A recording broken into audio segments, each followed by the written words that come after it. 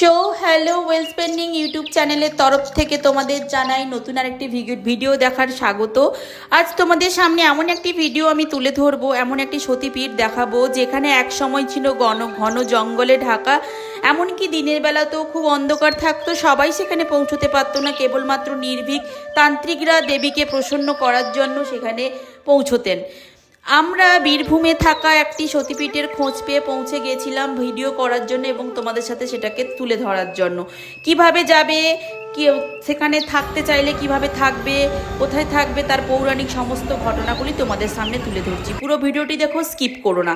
দুর্গাপুর থেকে উঠে কয়েকটা স্টেশন পেরিয়ে লাস্ট ডেস্টিনেশনে পৌঁছানোর ঠিক লাস্ট স্টপে যেটা তারাপীঠ স্টেশনটা পৌঁছে আমরা নেমে গেছি নলহাটি স্টেশনে নেবে ডান দিকে গিয়ে কি তুমি পায়ে হেঁটে যেতে পারো, 10-15 মিনিটের রাস্তা, বাকি কোনো ভেহিকেল করে তুমি যেতে পারো। গিয়ে নলহাটেশ্বরীর মন্দিরে তুমি নলহাটেশ্বরীর মন্দিরে নেবে আমরা কি করেছিলাম, প্রথমে যে কাজটি, আমরা পুজো দেওয়ার জন্য যে সামগ্রীগুলো সেগুলো সংগ্রহ করে মন্দিরের মধ্যে প্রবেশ করেছি। মন্দিরে প্রবেশ করার সাথে সাথে ওখানে তুমি দেখতে পাবে বসে থাকে যারা হচ্ছে কি, তুমি যদি ভোগ খেতে চাও, এই যে ভোগ খেতে চাইলে তুমি এখানে কথা বলতে পারো এনার সাথে, ইনি কুপন দিচ্ছেন, তো 61 করে নিচ্ছে, তো এখানে ভোগ খাওয়ার জন্য তুমি কুপন কাটতে পারো, যেটা তোমার ওই 1.5টা থেকে 2টোর মধ্যে হয় কিংবা একটু পেছোতে পারে। তো আমরা তাই করেছিলাম। করার পরে এবার মায়ের মন্দিরে দর্শন করা, মাকে পুজো দেওয়া সবই হবে। তো ধীরে ধীরে চলছে, মায়ের মন্দিরের দিকে আমরা যাচ্ছি, গিয়ে মায়ের সাথে দর্শন করব, মায়ের পুজো দেবো। একটা ব্যাপার খুব ভালো লাগছিল, মন্দিরটা তো খুবই পরিষ্কার পরিচ্ছন্ন, এটা না বলে আর কিছু উপায় নেই। তো তোমরা দেখতেও পাচ্ছ যে মন্দিরটি খুবই পরিষ্কার পরিচ্ছন্ন চারপাশে আছে। আর তার থেকে সব থেকে বড় কথা যেটা, এখানে তুমি নিজের মনের মতন করে বা নিজের ইচ্ছায় পুজো দিতে পারবে, এখানে কোনো পান্ডার হাত ধরতে হয় না। বা আমরা যেদিন গেছিলাম সেদিন তেমন করে কোনো ভিড় ছিল না, তো সেরকম কোনো পান্ডার হাতও ধরতে হয়নি, আর আমার মনে হয় ধরতে হয় না। তো ওখানে মানুষজনকে জিজ্ঞেস করলাম, বলছে এরকম কোনো নয়। তো যাই হোক, ভালোভাবে তুমি পুজো দিতে পারলাম। পুজো দেওয়ার পরে এই ব্রাহ্মণের সাথে কিছু কথা বললাম এই মন্দিরের ব্যাপারে জানার জন্য। তো চলো, যেটুকু জেনেছি মন্দিরের ব্যাপারে তোমাদের সাথে শেয়ার করি।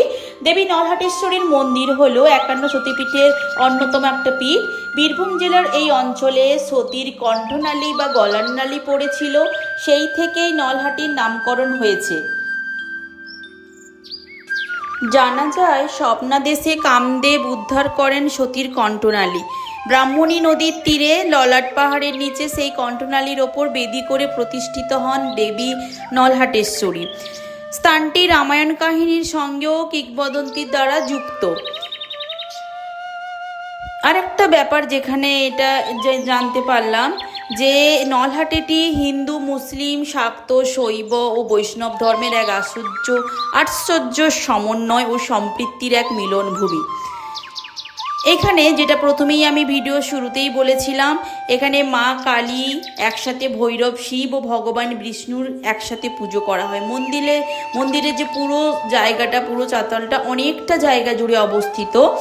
এখানে একটা সময় ছিল যখন মানুষ এখানে আসতে পারতো না, এমনকি পাহাড়ের ওপরে দিনের বেলাতেও ভীষণ অন্ধকার থাকতো, সবাই এখানে জঙ্গলে ঢাকা এই জায়গাটায় আসার জন্য সাহস পেত না। শুধুমাত্র যারা নির্ভীক তান্ত্রিকরা, তারা তন্ত্র সাধনা করে দেবীকে প্রসন্ন করার জন্য, পুজো করার জন্য এখানে আসতেন, যেটা জানা যায় এখানে এসে। তার সাথে আর একটা কথা বলি, মন্দিরটা দেখো, মন্দিরটা ওপর থেকে নিচ পুরোটাই যেন অনেকটা জায়গা জুড়ে, আর পুরোটা খুবই সাজানো, খুবই পরিষ্কার পরিচ্ছন্ন। আমার তো খুবই ভালো লেগেছে, অনেকটা সময় ওখানে গিয়ে কাটিয়েছি। যেহেতু আমরা ঠিক করে গিয়েছিলাম অন্নপ্রসাদ খাবো, অন্নভোগ নেব, তো যেহেতু অনেকটা সময় কাটাচ্ছি, তো তারপরে আশেপাশে সমস্ত কিছু ভিডিও করেছি। পাশে যে ভোলানাথের মন্দির রয়েছে, ওখানে ভিডিও করার জন্য আমরা এগিয়ে যাচ্ছি। সেদিন ছিল খুবই রৌদ্রের তাপ, তো কোনো অসুবিধে নেই। তো যেহেতু খোঁজ পেয়েছি ভালো জায়গা, তো সেরকমভাবে গেছি। তো 51 সতীপীঠের এখানে মোটামুটি মন্দিরটিতে দেখলাম 51 সতীপীঠের সমস্ত জিনিসগুলো এখানে চিত্রিত করা রয়েছে। আর এই যে ভোলানাথের মন্দিরে পৌঁছে গেছি। ভোলানাথের মন্দিরে এসে বাবা ভোলানাথকে দর্শন করলাম। মা কালী থাকা মানেই তো বাবা ভোলানাথ থাকবেই। তো বাবা ভোলানাথের দর্শন করলাম, সাথে নন্দীভিঙ্গিরও ছাড় নেই, নন্দীভিঙ্গিও রয়েছে। বাবা ভোলানাথ থাকলে নন্দীভিঙ্গি থাকবে, মা কালী থাকলে বাবা থাকবে।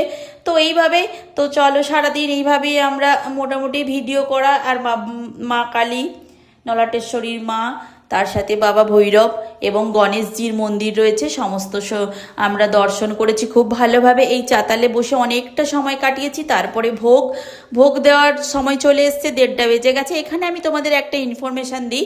আসলে আমরা প্রথম গিয়েছিলাম তো আমাদের জানা ছিল না, তোমাদেরকে বলে রাখি। তো এই যে ভোগের ব্যাপারটা এখানে একটু বলি, যে ভোগটা যদি তুমি ডিরেক্ট ব্রাহ্মণের সাথে গিয়ে কথা বলো তাহলে তুমি মায়ের ভোগটা পাবে।